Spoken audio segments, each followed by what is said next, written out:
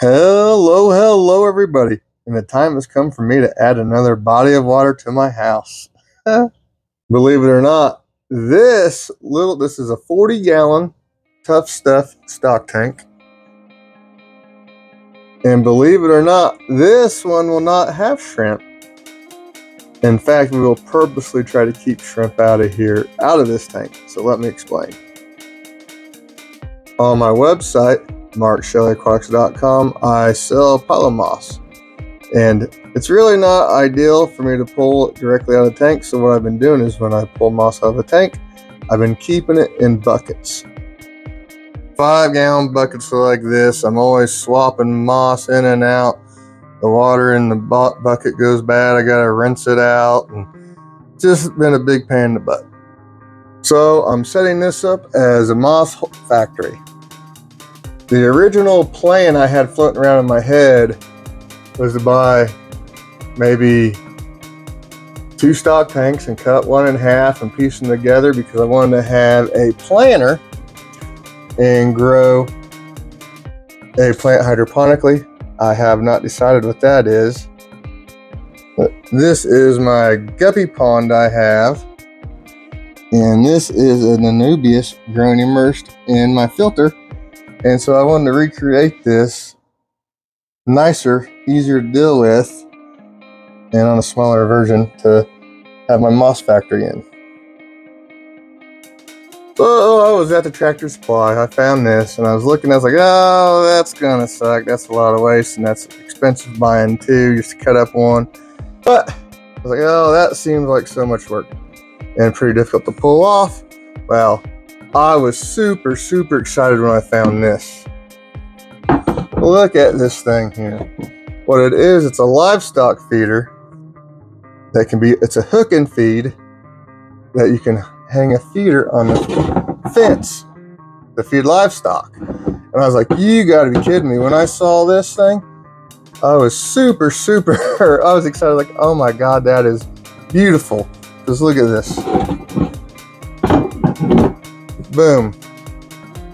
So all we got to do is get our flow in here. Our pump. I already have a plan for that. We got our Eco Plus 396 and our PVC fittings. So the plan, man, is to, so this is the input of the filter, and this is where the water sucks in. This is where the water shoots out. So what we're going to do is have water shooting in. Right here, we're going to drill a hole in this container. And then, so this is just for demonstration purposes. And that's an old nasty sponge, but it'll be going in like this. It'll suck water in through the sponge, and then it'll shoot water in here, and this will be full of lava rock. The top will over pea gravel to do our planing in. So that's the plan. Let's see if we can make it happen. Pretty excited about this project. So again, this is our Eco Plus pump, and the water comes in on this side, and we have one of these fittings here and one of these fittings here. This is where the water comes out of the pump. And so what we got to do is we need a hole right here. We want these threads sticking out so that we can screw the pump in. So when we're done, this will all be a self-contained filter. We can take this thing and move it from a different tub or a different tank or whatever we want to do with it. I think it'll end up being pretty good. So the first thing I do is drill this hole.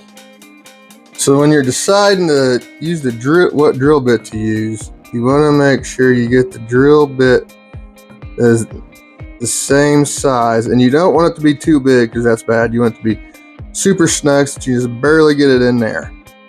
And we're going to hold it in there with a little bit of adhesive, but that's the size hole.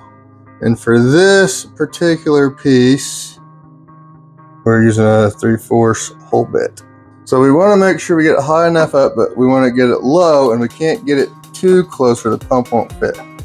So you want it somewhere in this side here, in this area. So let's go for here, I guess. So I don't screw this up because these things are expensive. Ooh. Alright, we got a hole started, then we're going to go nice and slow so we don't chunk a big hole out of here.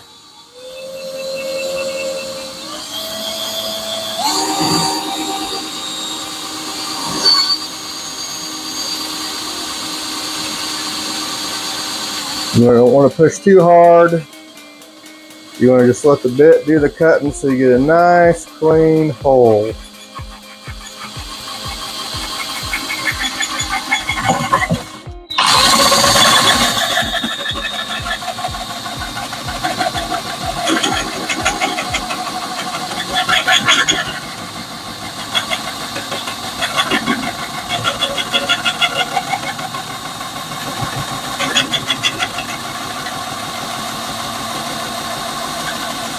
This thing is thick and sturdy.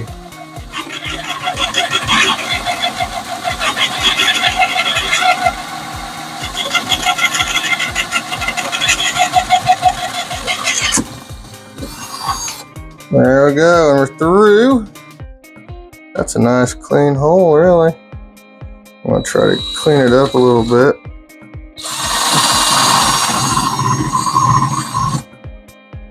That's a pretty decent hole right there. Clean up my mess, and we'll see how that fits. Alright, let's see how these threads get through here.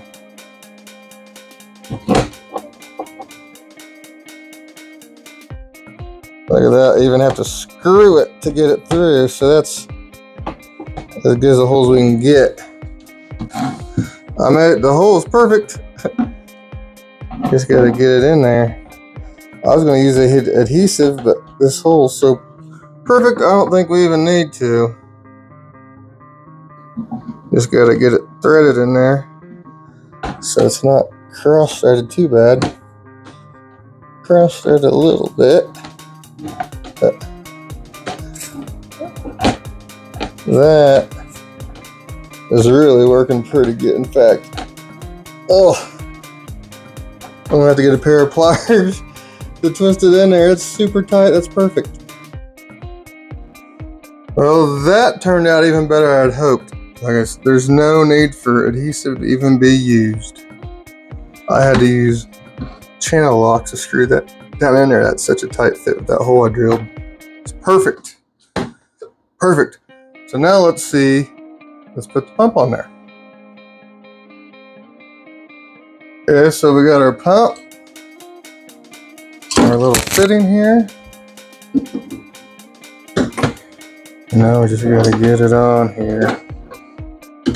This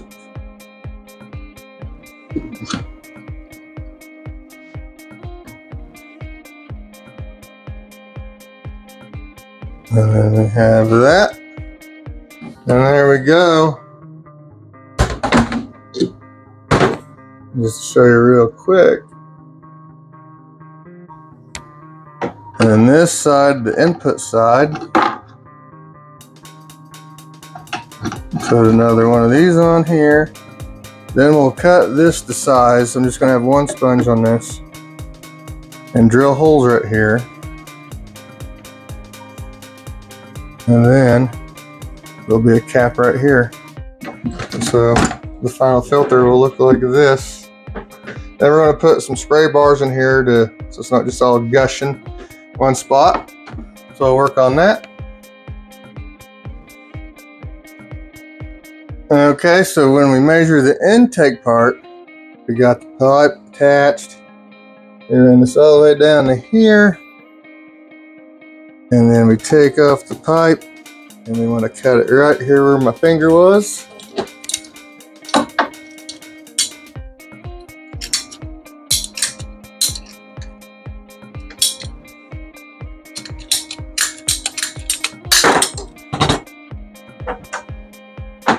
Then we're going to put that on there. This right there. And then we have a cap. And that will go right there. And this thing is solid. Really solid. So then we're going to take this thing off. And we got to drill holes in this. We got to drill a bunch of big holes in this piece of pipe for the water to go into. Alright, so this is how we're going to do our holes.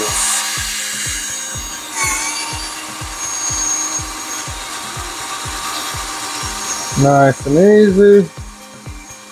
Let the drill do the work. Don't push too hard or you'll have problems. Take your time. And don't do that. Whatever you do, don't let go of your pipe.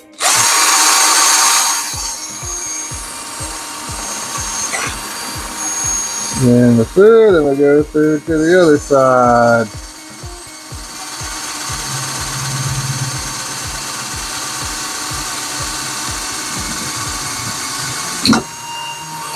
And there you have it. Clean up the burrs and stuff, and we'll put as many holes as I can possibly fit in this little pipe. Alright, we got our holes in the pipe. And you just slide this on there, like so. Slide that on there, like so. And pop the cap on it. And there you go. Look at that.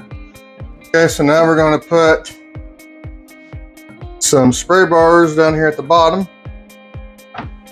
to keep flow distributed throughout the whole thing, so it's not just all gushing out right here. And this will be the spray bar to distribute the water throughout the bottom of it. And you just connect like so. And here we are a few days later. I ended up getting a new tool for this. I did cut these spillways out with a knife, and it ended up looking hideous. So I went out and bought a little Dremel, and I just free-handed it. I didn't get too particular. I could have done a lot better job, but it ended up looking pretty good. Now, if I had it to do over again, I would not have cut these great big spouts. I would have cut slots. Like a couple slots here, a couple slots here, a couple slots here. So if someone else does this before I get a chance to do it again, you guys might want to try just leave this all intact and just do a slot, slot, slot. I think that would end up looking a lot better, but you'd want to make sure you made it wide enough so it didn't get clogged up. So let's get this thing going. Now the whole purpose of this is to be a planter.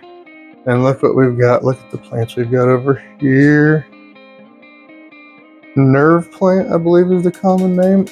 I looked and looked and looked for house plants that like wet feet and are not poisonous because of the kitties.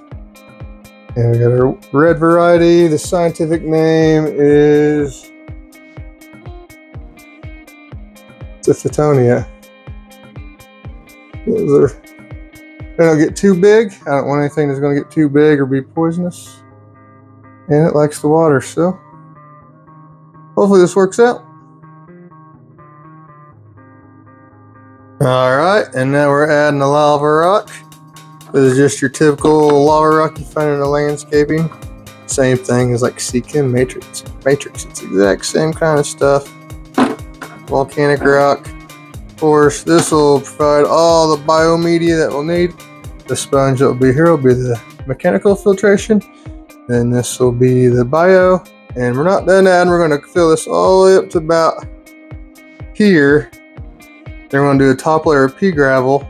And that will be our planting medium for these guys.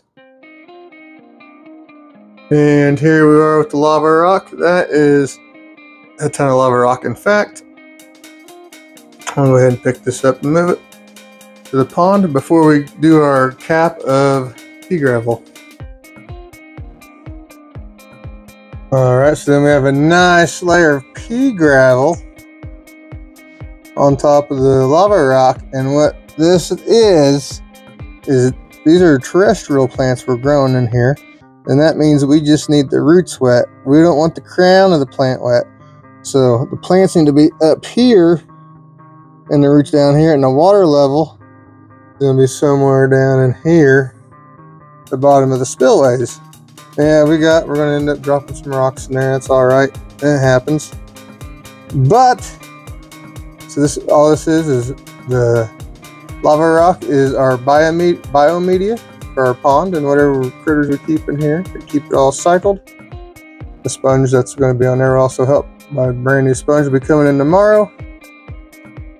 And then when we get it all going, we'll put those plants in here, the nerve plants. I'm excited. So my next video will be getting this thing actually up and running. Thank you guys for watching. Bye.